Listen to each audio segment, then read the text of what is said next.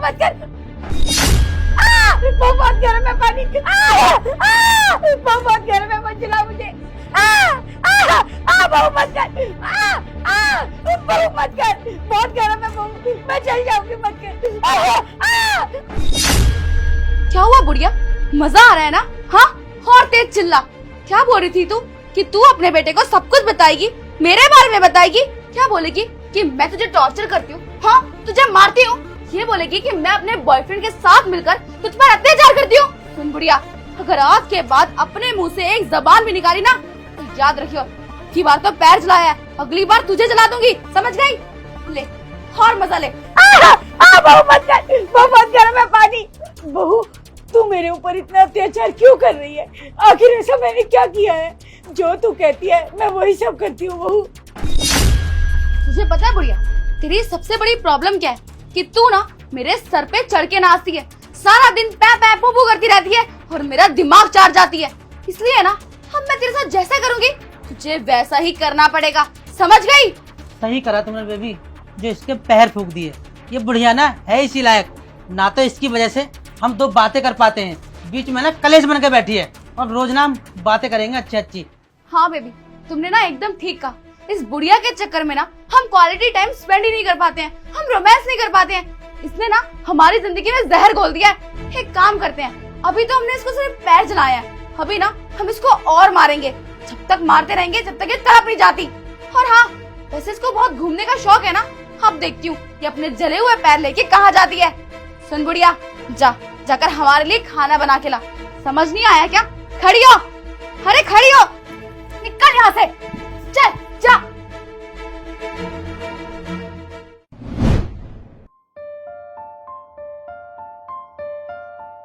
माँ, ये सब क्या हो रहा है?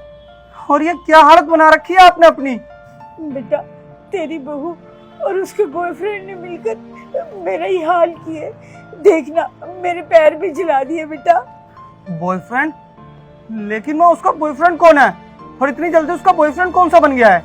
मुझे नहीं पता बेटा वो कौन है, लेकिन ना 3-4 दिन से रोज आ रहा है बेटा वो। तेरी बहू और उसका बॉयफ्रेंड दोनों मिलकर बेटा मुझे बहुत टॉर्चर करते हैं बेटे, बहुत परेशान करते हैं मेरे को। अरे माँ, लेकिन अगर तेरे पे इतने अत्याचार हो रहे हैं, इतने टॉर्चर हो रहे हैं, तो तूने मुझे एक बार भी अपनी ये बात बताना जरूरी नहीं समझा? अरे क्या हो जाता अगर तू अपने बेटे को ये सारी बात बता देती तो?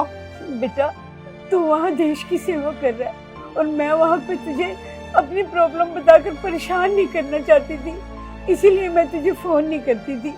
और मैं तुझे फोन करती भी कैसे बेटा, उसने तो मेरा फोन भी छीन लिया।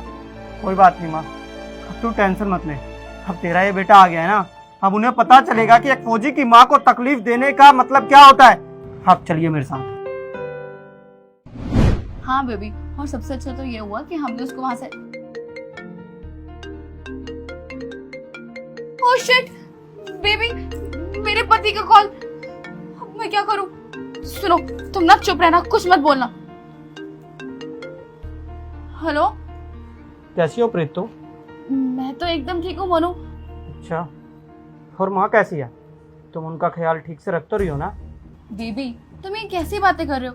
मम्मी जी का ध्यान ना मैं बहुत अच्छे से रखती हूँ, और तुम्हें तो पता ही है कि मैं माँ से कितना प्यार करती हूँ। उनकी दवाई का, उनके खाने का एकदम टाइम टू टाइम ख्याल रखती हूँ। और तुम मुझ पर भरोसा करते हो ना कि मैं तुम्हारी मम्मी का बहुत अच्छे से ध्यान रखती हूँ, तो बस फिर क्यों पूछ रहे हो? मेरी एक बार बात करवाना माँ से। बात? अभी? वो क्या है ना मोनू, मम्मी जी ना अभी सो रही है। तुम्हें पता है कि 2 बज गए हैं, उनके खाने का टाइम हो गया था, तो मैंने उनको दवाई देकर सुला दिया है, तो वो भी रेस्ट कर रही हैं। जैसे वो उठेंगी मैं तब तुम्हारी बात करवाती हूँ ना। ठीक है, वैसे मैं 1 हफ्ते बाद आऊँगा।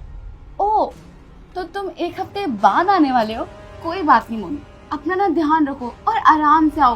तुम्हें तो पता ही है कि तुम एक फौजी हो और तुम्हें देश की सेवा करना कितना जरूरी है। और तुम माँ की बिल्कुल टेंशन मत लेना, माँ का ना ये मैं बहुत अच्छे से ध्यान रखती हूँ। हाँ मोनू, वो याद आया, पैसे ना टाइम टू टाइम भिजवाते रहना। तुम्हें तो पता ही है ना घर पर कितने खर्चे होते हैं, और फिर माँ की दवाइयों के पैसे, घर का राशन, बिजली का बिल, तुम तो जानते ही हो।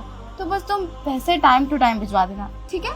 ठीक है, मैं डलवा देता हूँ पैसे। ठीक है Monu, bye, I love you. Thank god baby, मैं तो डर ही गई थी। वैसे बेबी, तुम्हें पता है उसने क्या बोला? उसने बोला कि वो अगले हफ्ते आने वाला है। इसका मतलब है कि हमारे पास बस यही वीक है मिलने के लिए। उसके बाद ना हम मिल नहीं पाएंगे। अरे कोई बात नहीं बेबी, अभी तुम साथ में है ना। हाँ बेबी, खैर वो सारी बातें छोड़ो, तुम्हें भूख लग रही होगी ना। ये बुढ़िया अभी तक खाना लेके नहीं आई ना। रुको, बुढ़िया कहाँ मर गई तू? खाना लेके क्यों नहीं आई अभी तक? हाँ बेबी।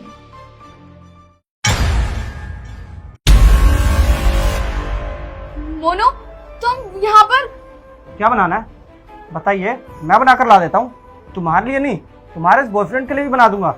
तुम्हारा बॉयफ्रेंड है ना ये? बताओ मुझे। बॉयफ्रेंड?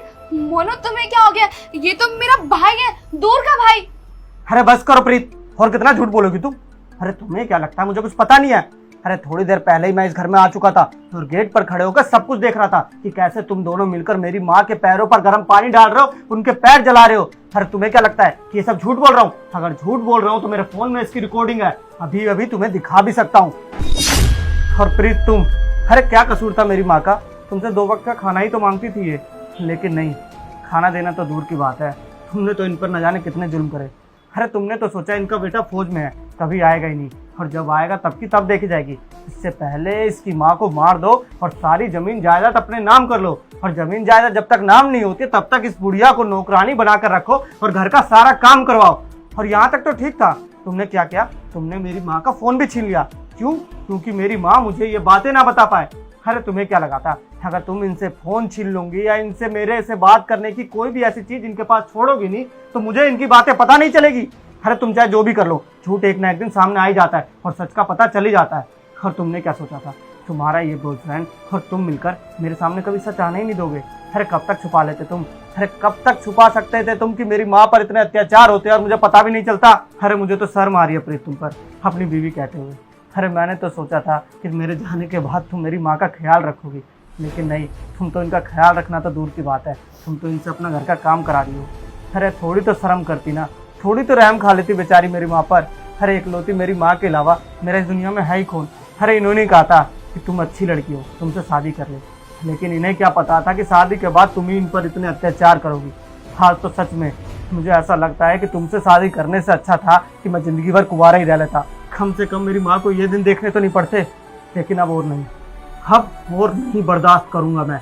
आज के आज, अभी के अभी तुम दोनों मेरे घर से निकल जाओ। देखो मोनू, जैसा तुम समझ रहे हो वैसा कुछ भी नहीं है। प्रीत, ये सब मैं सोच नहीं रहा हूँ, अरे ये सब मैंने अपनी आंखों से देखा है। और वैसे भी मैंने अपने पिताजी से वादा करा था, उनके जाने के बाद मैं अपनी माँ को कभी भी तकलीफ होने नहीं दूंगा, लेकिन मेरा वो वादा टूट गया।